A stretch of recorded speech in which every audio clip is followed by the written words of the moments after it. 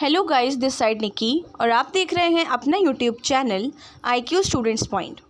So guys, हमारा जो next topic है वो है फॉर्मल एंड इनफॉर्मल कम्युनिकेशन।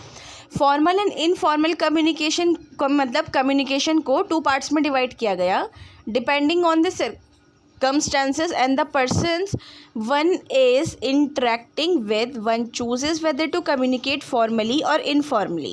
ठीक है, जैसे आपने लिखे होंगे लाइफ में कभी ना कभी फॉर्मल इनफॉर्मल लेटर लिखे होंगे।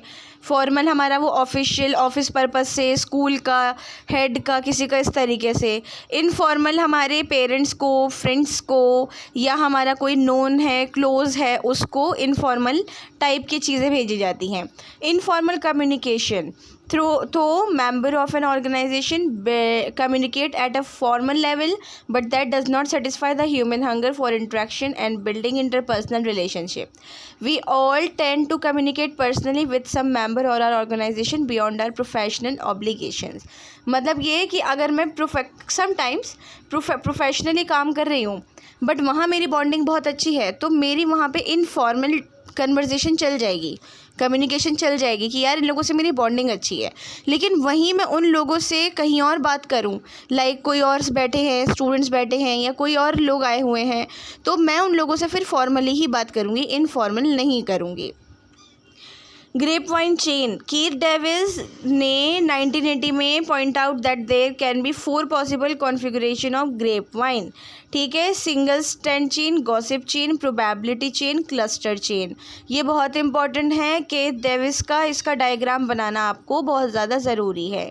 ठीक है, सिंगल चेन में इन्होंने बोला information passes from A to B and B to C and so on.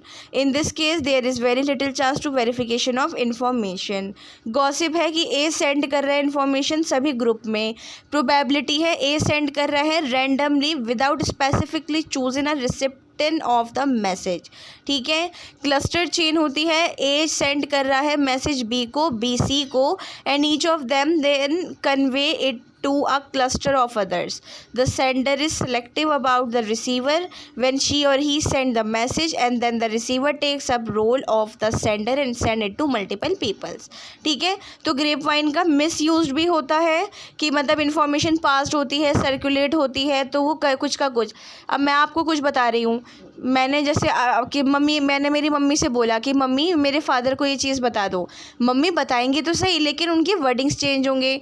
फिर मेरी मम्मी फादर को कहेंगे कि आप ये इसको बता दो, तो उनके वर्डिंग्स चेंज होंगे। तो इसका मतलब होता है कि बात का ही मतलब बदल जाता है पूरा, तो इसलिए पास करते करते बात ख़त्म हो जाती है। ठीक है, इसके अलावा कि कोई भी इंफॉर्मेशन सही से नहीं पहुंच पाती, मैसेज ईज़िली जो है वो सामने वाला नहीं समझ पाता, और बहुत सारी प्रॉब्लम्स क्रिएट होती हैं। ठीक है, इसकी इफ़ेक्टिवली यूज़ बाय ऑर्गेनाइजेशंस का यहाँ पर है। अब आ जाओ बैरियर्स पे। देखो जी, बैरियर्स का मतलब होता है रुकावट। ठीक है ना। अब कम्युनिकेशन में क्या क्या रुकावट आती हैं, रुकावट का बहुत ज़्यादा इम्पोर्टेंट है। मतलब ये कि हम बात कर रहे हैं, अब जैसे मैं आपसे बात कर रही हूँ, ठीक है, अगर मुझे इंग्लिश नहीं आती, हिंदी नहीं आती, ये 2 मेन है ना। अगर आप साउथ इंडिया से भी बिलोंग करते हो तो मेरे लिए वहाँ पे इंग्लिश हेल्पफुल रहेगी। अगर आप बिहार, यूपी से या ईस्ट वेस्ट से थोड़ा थोड़ा, तो वहाँ के लिए थोड़ी थोड़ी हिंदी भी आपको समझ आ जाती है। तो अगर मुझे इन दोनों में से कोई एक लैंग्वेज नहीं आती है तो वो मेरे लिए बैरियर हो जाएगा कम्युनिकेशन में कि यार अब मैं नहीं बोल सकती, उसके आगे कन्वर्जेशन बढ़ेगी नहीं।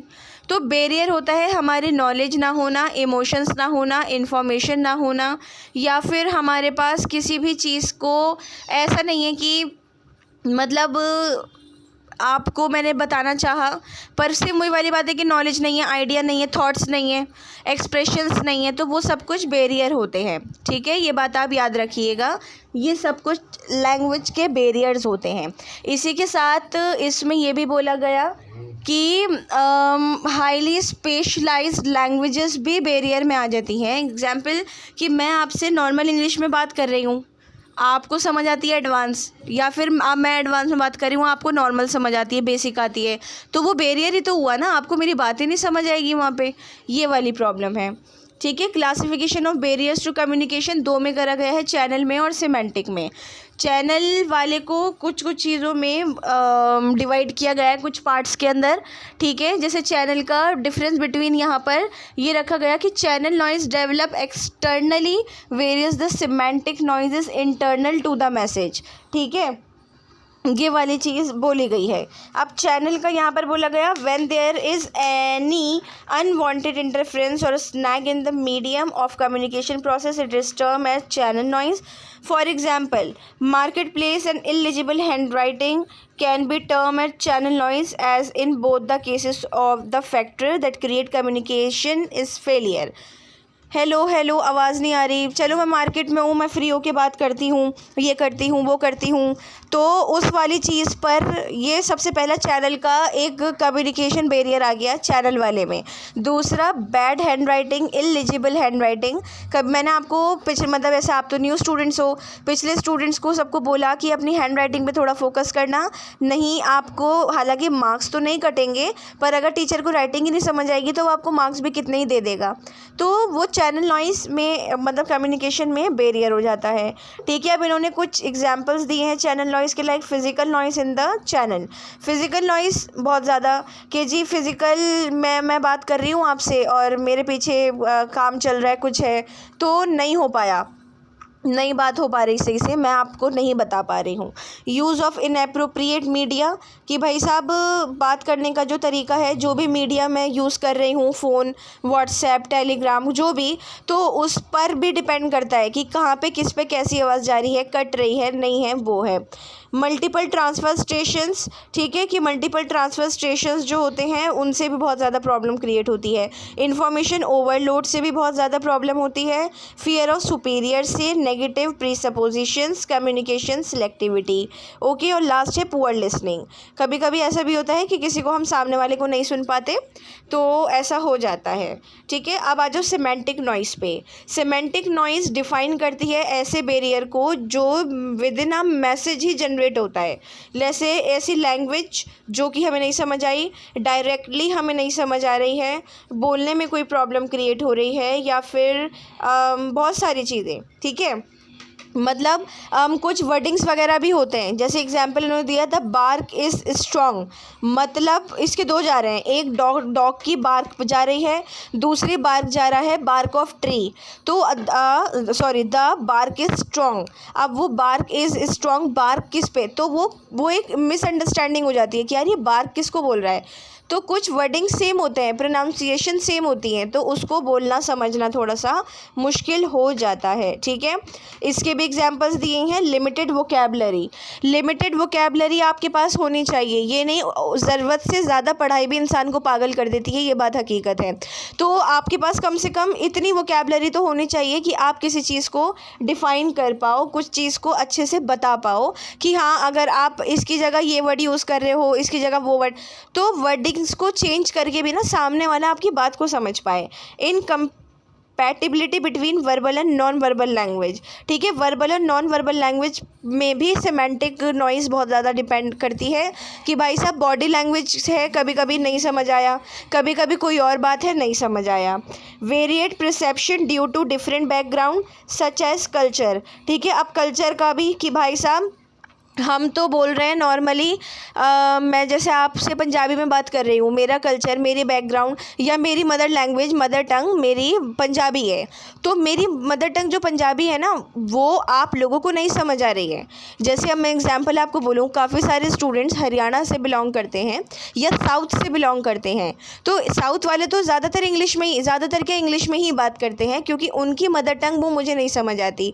हरियाणा वाले भी कोशिश करते हैं कि वो हिंदी में बात कर पाएँ या इंग्लिश में, बट फिर भी उनकी लैंग्वेज में, प्रोनाउंसिएशन में, टोन में, पिच में कहीं ना कहीं वो हरियाणवी जो उनकी मदर टंग है ना वो दिखती रहती है, ठीक है ना। तो वो वाली चीज़ इसके अंदर बताई गई है। आगे बढ़ते हैं। रॉन्ग अजम्पशंस, ठीक है भाई, कोई भी चीज़ अज्यूम कर लेना, इसमें ज़िम्मेदारी नहीं है। अब मैं तुम्हें बोल रही हूँ कि मैंने तुम्हें ये पढ़ा दिया, तुम्हें ये नहीं समझ आ रहा, तो ये मेरी ज़िम्मेदारी नहीं है। अब आप क्या अज्यूम कर रहे हो, आप अज्यूम ये कर रहे हो कि आप लोग मतलब ये अज्यूम कर रहे हो कि सबसे मेन प्रॉब्लम क्या है यहाँ पर, मैम ने तो हमें ये बोल दिया कि आपको ही समझ नहीं आ रहा, तो मैम का होने का फ़ायदा क्या है। बट एक दूसरा बच्चा अज्यूम कर रहा है कि हाँ मुझे हो सकता है नहीं समझ आ रहा हूँ, मैं दोबारा सुन लेता हूँ या सुन लेती हूँ। तो ये सिर्फ हमारी अजम्पशंस हैं कि हम क्या अज्यूम कर रहे हैं, वो हम पे डिपेंड करता है। ब्लॉक कैटेगरी या थिंकिंग, ठीक है, एक थिंकिंग वाली बात भी यहाँ पर आ जाती है कि भाई तुम क्या सोच रहे हो। अब जैसे बहुत नॉर्मली आप टेक्स्ट मैसेज पे बात कर रहे हो, तो आपको नहीं पता सामने वाला किस इमोशंस के साथ बैठा हुआ है, वो रो रहा है, हंस रहा है, गुस्से में है, क्या है, तो वो आपका जवाब वैसे ही देगा। बट अगर वो आपका जवाब सही भी दे रहा है ना, और आप गुस्से में हो, हंस रहे हो या जो भी, तो आपको उसकी बात वैसे ही लगेगी, ठीक है। इमोशनल या साइको सोशल स्टेट भी बहुत ज़्यादा वही सेम वाली बात है कि बैरियर हमारा एक दिमाग वाला भी आ जाता है कि यार हमने कहा कि यार इसने तो ऐसा रिप्लाई करा है और ये सही से बात नहीं करना चाहता था या चाहती थी। Strategies to overcome barriers to communication. पहले तो प्रॉब्लम आइडेंटिफाई करनी है, उसमें बैरियर क्या आ रहा है वो आइडेंटिफाई करना है, उसका सॉल्यूशन या अल्टरनेट ढूंढना है, फिर उसका बेस्ट सॉल्यूशन निकालना है, देन फाइनली उसको फॉलो करना है। ये बहुत इंपॉर्टेंट है स्टूडेंट्स, ये बहुत ही ज़्यादा इंपॉर्टेंट है, इसको आपको बनाना है, ठीक है, पेपर में भी बना कर आना। 7 Cs of effective communication is very very important topic, compulsory question आएगा। सबसे पहला है कंप्लीटनेस। आपकी कन्वर्जेशन में, कम्युनिकेशन में कंप्लीटनेस होनी चाहिए कि आप सामने वाले को अपनी बात बहुत कम शब्दों में अच्छे से समझा सको, बता सको। कॉन्शियसनेस जो होती है, एक ये कि एक possible to make it effect वाली बात यहाँ पर आ जाती है कि कम्युनिकेशन सिर्फ टाइम सेव करने के लिए ही नहीं होती है, वो एक ऐसे हाइलाइट्स या और ऐसी चीज़ें भी होती है कि वो ऑडियंस को या सामने वाले पर्सन को ना याद रहती है कि यार हाँ इस पर्सन ने मुझसे ऐसा बोला था। कंसिडरेशन कम्युनिकेशन में बहुत ज़्यादा ज़रूरी है, व्यू पॉइंट है, बैकग्राउंड है, ये सब कुछ बहुत ज़्यादा। माइंडसेट भी ज़रूरी है कि यार मैं सुबह घर से निकली, मैं जीने से गिर गई, ठीक है, मैं अपनी स्टेज से गिर गई, पर जाना मुझे सुबह काउंसलिंग के लिए था, मुझे काउंसलिंग करनी थी, तो उसका कि अब मेरा दिन ख़राब गया, मुझे तकलीफ़ है, मुझे चोट है, तो मैं सामने वाले का दिमाग क्यों ख़राब करूं, वो वाली चीज़ है। क्लियरिटी, सेम वही वाली बात कि कंप्लीटनेस होनी चाहिए, क्लियरिटी होनी चाहिए आपकी वर्डिंग्स में, आपकी प्रोनाउंसिएशन में। कॉन्क्रीटनेस के अंदर होता है कि आपका ना एक क्लियर वाली चीज़ कि ट्रस्टवर्दी, कि मैं बोल रही हूँ ना कि आप ये क्लास सुन लो, आप पास हो जाओगे, ये मैं आपको दावे से कह सकती हूँ कि आपने अगर इन क्लासेस को बहुत ध्यान से सुना, पढ़ा, तो आप पास नहीं, आप बहुत अच्छे नंबर से पास होगे, ये वाली चीज़। तो कॉन्क्रीटनेस ये वाली होती है। कर्टिसिटी कम्युनिकेशन में बहुत ज़रूरी होती है, जिसमें आप बहुत पोलाइटली बात करते हैं, जिसमें आप पॉजिटिव एटमॉस्फेयर बनाते हैं, जिसमें आप बहुत सारी चीज़ें ऐसे करते हैं कि सब कुछ अच्छा। करेक्टनेस अगर आपकी कोई गलती है तो करो, सामने वाले की है तो उसको प्यार से बता दो कि आपने ये चीज़ ये ऐसे बोल दी है, आप आइंदा इसको ध्यान रखना, ठीक है, ये वाली चीज़ है। सो आप लोगों के जो इम्पोर्टेंट क्वेश्चंस हैं स्टूडेंट्स, वो लास्ट में आपको बता दिए जाएंगे जब इम्पोर्टेंट क्वेश्चन सीरीज़ बनेगी। तो फिलहाल की क्लास में कोई क्वेश्चन, डाउट या सजेशंस हैं तो आप मुझसे कमेंट बॉक्स या टेलीग्राम चैनल पे पूछ सकते हैं। इसका कंक्लूजन नहीं है, क्योंकि कम्युनिकेशन का कोई भी कंक्लूजन नहीं निकलता है, कम्युनिकेशन सब अपनी मर्ज़ी से करते हैं। ओके, होप सो कि आप लोगों के पास कोई डाउट नहीं है। इन केस है तो आप व्हाट्सएप ग्रुप भी ज्वाइन कर सकते हैं, टेलीग्राम पे, और कमेंट पे शेयर कर सकते हैं। So thanks for the watching and best of luck all.